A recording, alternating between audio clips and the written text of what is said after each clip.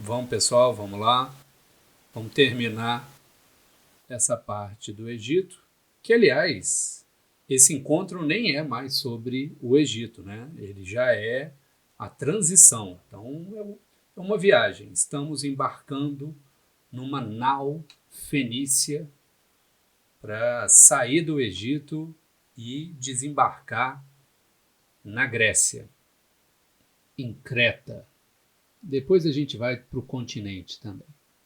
Mas nesse processo, nessa viagem, nessa transição entre duas culturas, que mediante a nossa ignorância podemos achar que são culturas muito diferentes, eu estou aqui para te dizer que não são, ou pelo menos no início não eram. Depois começam a se diversificar, começam a criar mudanças muito drásticas entre uma cultura e outra. E a gente partirá do pressuposto que muitas das coisas da cultura grega se originam, portanto, no Egito. Então, quando a gente perceber as esculturas da Grécia no período arcaico, elas, de certa forma, irão se parecer com as esculturas do Egito. Quando a gente pegar as pinturas dos vasos gregos, as pinturas negras das ânforas, elas são muito parecidas com as pinturas nas tumbas do Egito. E por que se parecem ali? A explicação que a história nos dá é que a cultura do Egito, muito mais ancestral do que a grega, acabou influenciando o desenvolvimento estético da cultura grega. Então, antes que a Grécia pudesse desenvolver os seus próprios cânones, as suas próprias regras da arte de maneira independente, ela irá se basear nos costumes, no jeito da técnica passada de pai para filho, que foi aprendida com os construtores, com os pintores, com os escultores do Egito e transportado para as ilhas da Grécia. Dentro da Grécia, cada ilha acabará tendo seu próprio desenvolvimento. Então, a formação da Grécia ela é contínua, longa, né? E só para vocês terem uma ideia, eu sei que é história sem decoreba, a gente não vai decorar nada, mas é só para vocês entenderem mais ou menos que quando a gente está falando do início dessa Grécia, a gente está falando de 2000 anos antes de Cristo. Então, é uma Grécia na Idade do Bronze. 2000 anos antes de Cristo, no Egito, a gente já tinha um Egito em pleno desenvolvimento, né? A gente já tinha um Egito dominador, rico, né, que transmitiria a sua cultura para povos muito distantes e muito próximos, tanto na África, né, como também na Mesopotâmia, na Ásia Menor, que a gente chama de Ásia Menor, onde é o Líbano, onde é a Turquia hoje em dia, e na própria Grécia, que chegará também aos etruscos, justamente é o povo que dará origem aos romanos, mas Roma está mais para frente. Por enquanto, estamos no processo de transição entre culturas, né? Vamos pegar, por exemplo, aqui, para a gente perceber, as pinturas nos túmulos do Egito.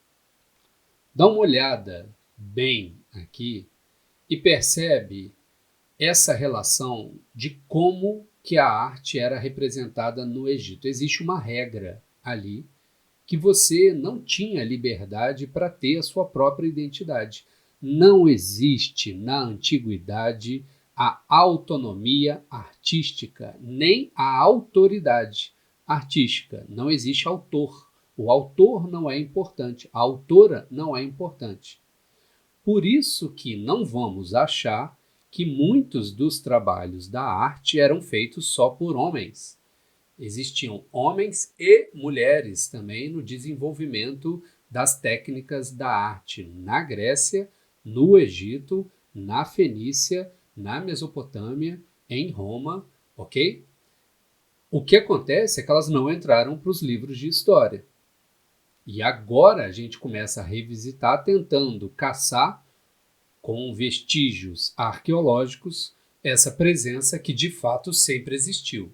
Vamos observar esse método de representação que se chama lei da frontalidade.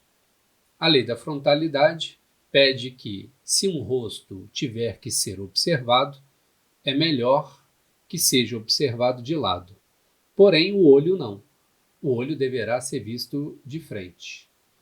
O peito com os ombros, um ombro na frente do outro pode confundir, então o peito também vai estar de frente. Mas o braço e a mão estão de lado. E aí, o que eu quero resumir é que essa é a regra de composição das representações do Egito. Lei da frontalidade. Fronte de frente, lateralidade de lado. Frontalidade é o lado e a frente misturados. Ok? Se a gente olhar o vaso grego, as ânforas negras, né, da Grécia, a gente também consegue perceber a própria regra de representação da lei da frontalidade. Desenvolvimentos ocorrerão? Com certeza. Outros processos de representação irão melhorar a forma como o corpo humano é representado na arte? Com certeza. Mas, por enquanto, nessa época onde os gregos estavam aprendendo com os egípcios, a relação da cópia era muito evidente. E vamos entender, né, para dar continuidade naquilo que eu estava falando sobre a originalidade, a cópia era o requisito primordial.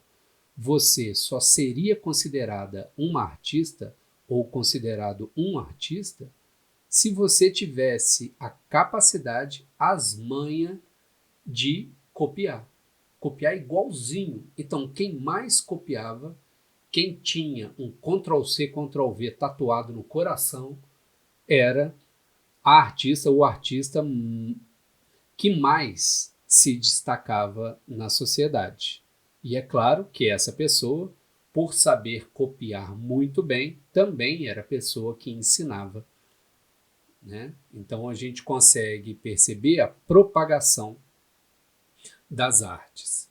O papiro, que é desenvolvido no Egito, o papel desenvolvido no Egito, né, com a flor do papiro, portanto, vai ser exportado. Então, o Egito irá promover o comércio de papiros. E como o comércio marítimo no mar Mediterrâneo é fomentado por duas culturas primordiais, né?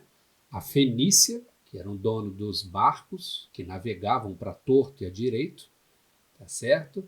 E os egípcios. Mais para frente a gente vai ter os cretenses, né? Os minoicos, os minoanos, aí que vão ser os gregos, que também dominarão o mar e o comércio marítimo.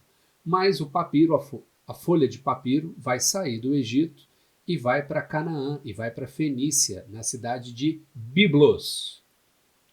Presta atenção no que eu estou falando, hein? Cidade de Biblos. Então, a cidade de Biblos vai ser reconhecida como aquela que possui papel. Se a gente precisa de papel para escrever livro, o conjunto de folhas de papel que formará um livro na Grécia se chamará Biblion. É daí que mais para frente um autor que se chama Pseudo Apolodoro, e aí já está em Roma, já claro, né? Século II, século I depois de Cristo, vai reunir todos os textos sobre as mitologias gregas.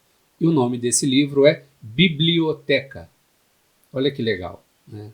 Da mesma forma como a Bíblia é a reunião de vários livros, do Velho e do Novo Testamento, Eclesiastes, Reis e por aí vai. A gente tem muitos, né? Cânticos dos Cânticos. Você dá uma olhadinha lá na Bíblia que tem histórias muito legais tá? Que corroboram muito e muito mesmo com as histórias que a gente está contando aqui em todos esses vídeos, todas essas aulas até o momento, tá? Então, o que eu estou chamando a atenção de vocês é que existem mecanismos comerciais. O desenvolvimento das culturas se dá através do dinheiro.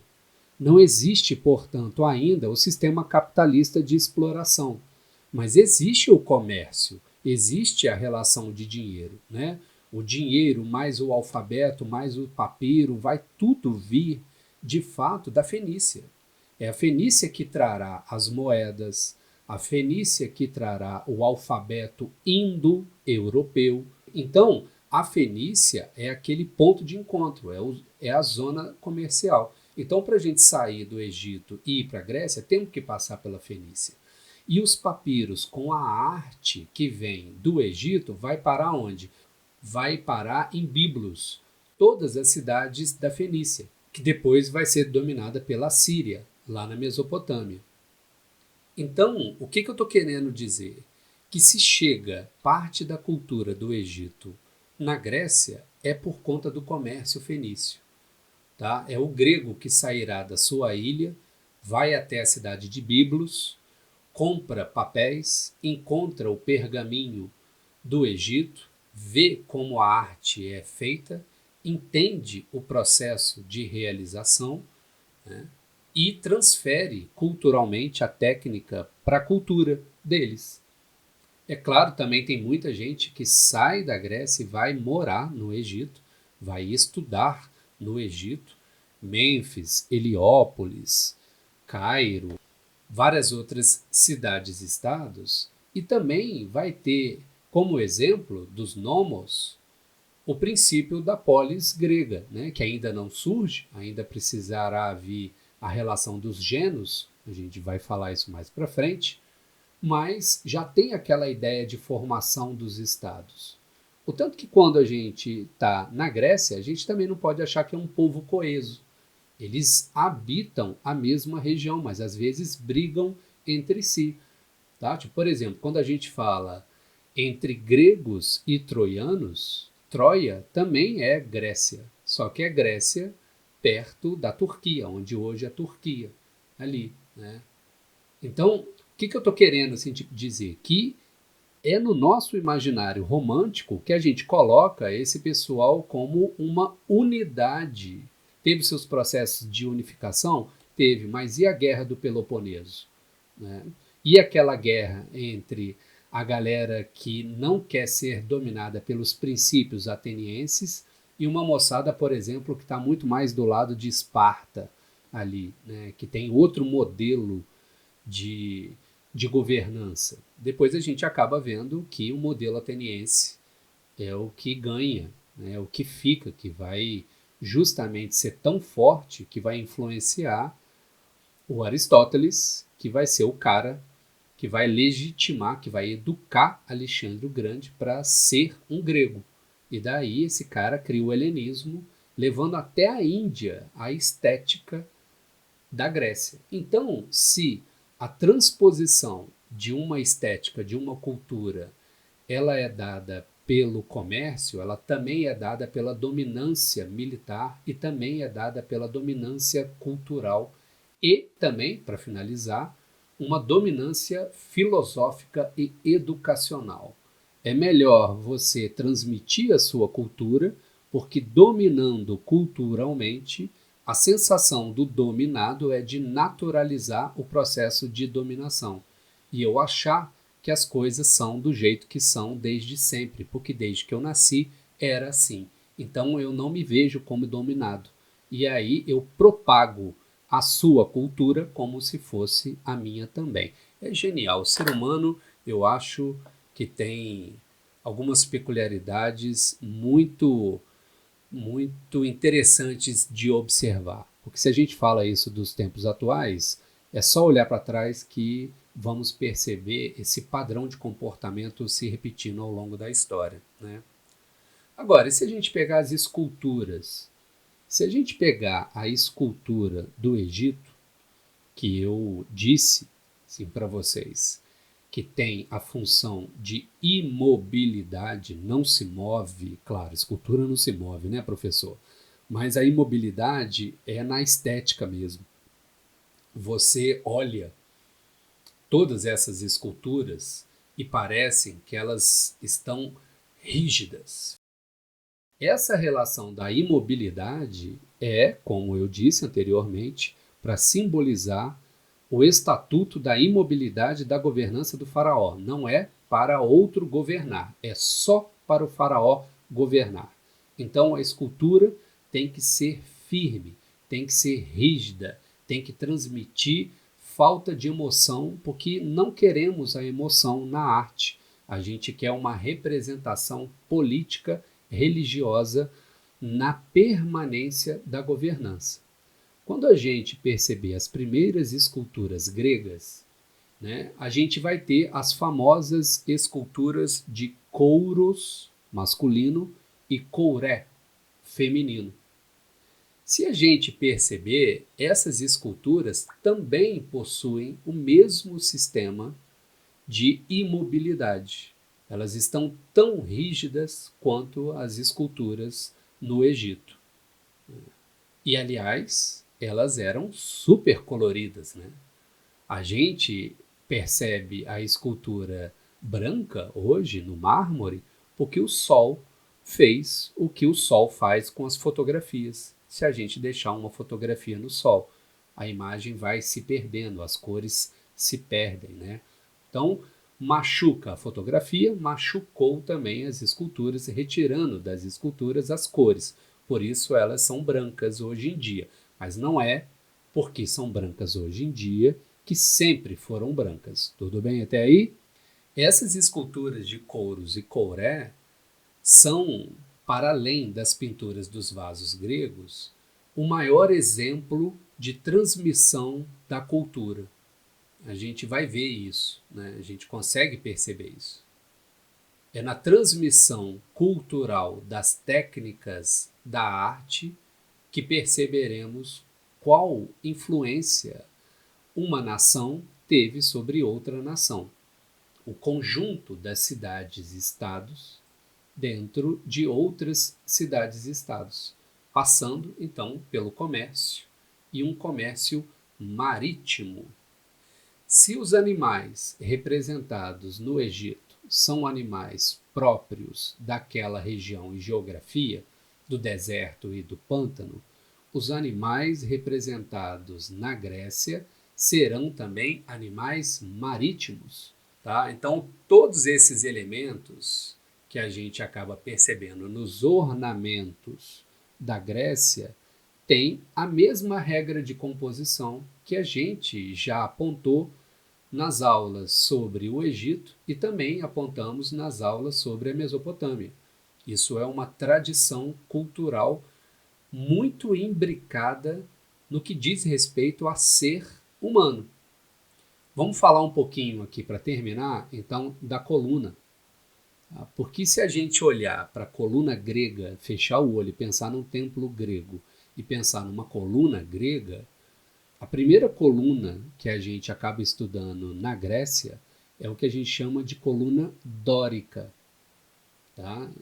Na próxima aula eu vou falar sobre os dórios, os jônios, os aqueus, os eólios, tá? Ou seja, os povos que formam a Grécia. Mas por enquanto vamos ficar, tá, com a coluna dórica, porque ela é chamada de dórica dentro da Grécia, mas se a gente observar, tem uma coluna no Egito que é muito parecida com essa coluna grega, que é chamada de protodórica.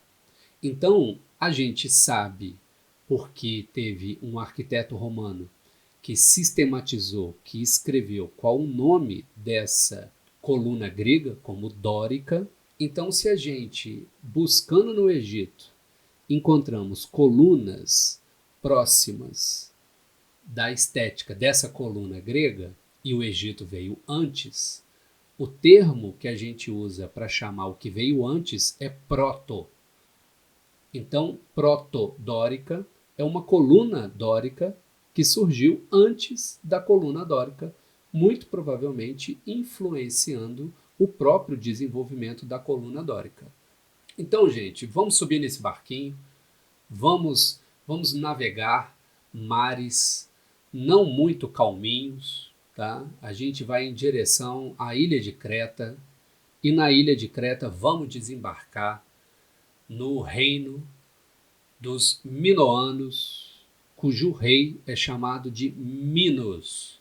Vamos conhecer o Palácio de Knossos. Vamos conhecer também um arquiteto que se chama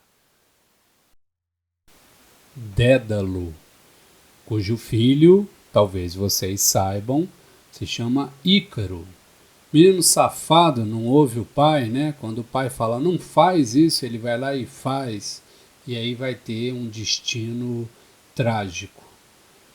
Vamos desembarcar na Grécia, vamos? Na terra do teatro, na terra onde as máscaras se colocam e as máscaras caem. Vamos entender um pouquinho do Comus, da comédia e um pouquinho da tragédia, para ver quem é que vai descer do Olimpo e quem sobe. Estou falando demais para um final de aula, não é verdade? Então vamos embora. Muito obrigado, nos vemos na próxima. Valeu!